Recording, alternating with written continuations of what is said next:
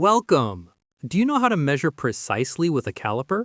In this video, I'll show you step by step how to read a Vernier caliper with an accuracy of 0.02 millimeters. This caliper has two scales, a main scale on the top and a secondary scale called the Vernier scale on the bottom. In this example, the bottom scale has 50 divisions.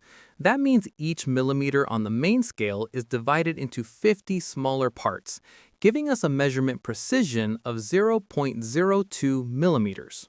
When determining the distance between the two tips of the caliper, the first thing we look at is the zero mark on the bottom scale. In this case, the zero mark lies between the 10 millimeter and 11 millimeter marks on the main scale. This tells us that the measured distance between the two tips is somewhere between 10 and 11 millimeters. Next, we look for a line on the bottom scale that perfectly aligns with any line on the top scale. Most of the lines on the bottom scale are slightly offset from the lines on the top scale, except for the line at the number 5.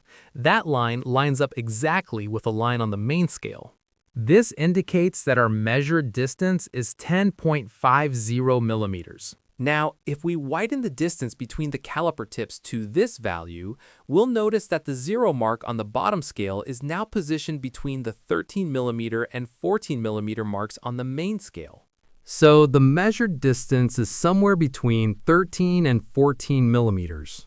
To determine the exact measurement, we again look for the line on the bottom scale that perfectly aligns with a line on the top scale.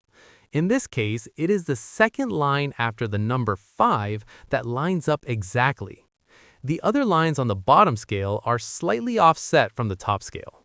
Since each division on the bottom scale represents 0.02 millimeters, the measured distance in this case is 13.54 millimeters. If you found this video helpful, make sure to hit the like button. It really helps the channel. Don't forget to subscribe and turn on the notification bell.